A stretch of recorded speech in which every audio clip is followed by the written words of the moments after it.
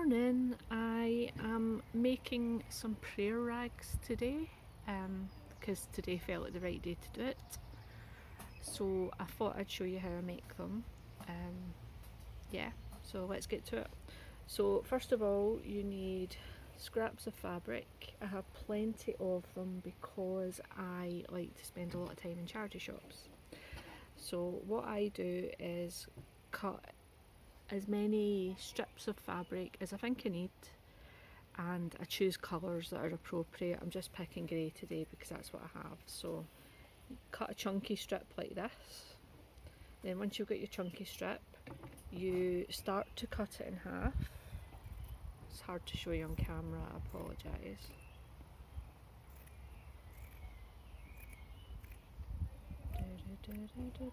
But you don't cut it all the way to the top, okay? So you keep it joined at the top, and then you do it a few times with different ones. So you get two, and then what I do is kind of loop them round together and tie them in a knot. There we go, that's a very simple rag. So you can do that with as many strips of fabric as you think you need and as many colours as you need. And then you can decorate them with, I think you should decorate them with natural things, natural fibres. I have feathers today. I also tie bones and the occasional crystals into things. Now, prayer rags, you usually tie them onto trees. I have a tree that I have dedicated as a prayer tree. I don't know if you can see it, it's the red maple in the corner. So that's where I'll be tying my prayer rags to today. This isn't a proper prayer rag, this is just one I'm showing you how I make them.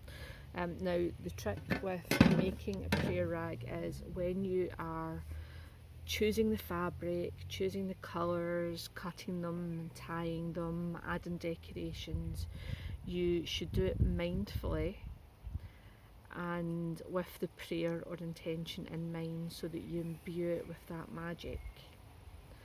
And then what I do afterwards, once I've done that, is I cleanse them with whatever sages and herbs and incense that I have that feels appropriate to what the prayer's about, and then I tie them to my tree.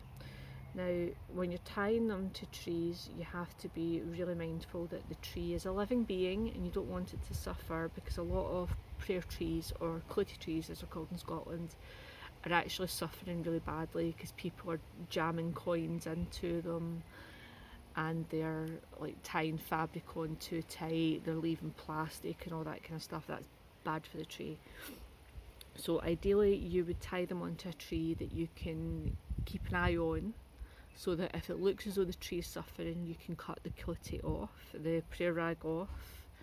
When you tie them onto trees, I prefer to use yarn that's not tied too tightly, because trees are obviously strong enough that they can burst that when they grow and the clouty will fall off. And if it's made of natural fibres, it's not so bad. But again, you have to be mindful. You don't want to be littering, basically. You don't want to be doing that. You don't want to be causing the tree to suffer, because the tree's not going to carry your prayer if you cause it to suffer. It's very simple. Yeah, so I am going to go on with making some actual clouties today for some friends, and doing a quick cleansing prayer ritual and a couple of journeys into the other world to ask my guides to carry the prayers to where prayers go. I hope you all have a lovely day. Hopefully you maybe learn something from this today. Feel inspired to make your own prayer rags. You don't have to tie them to trees, you could hang them up in your room by your windowsill, which is quite nice, especially in a wee sunny spot. I think that's quite cool. You've just got to be creative with it, you know, creative and mindful. Anyways, right, I'll see you later. Okay, bye.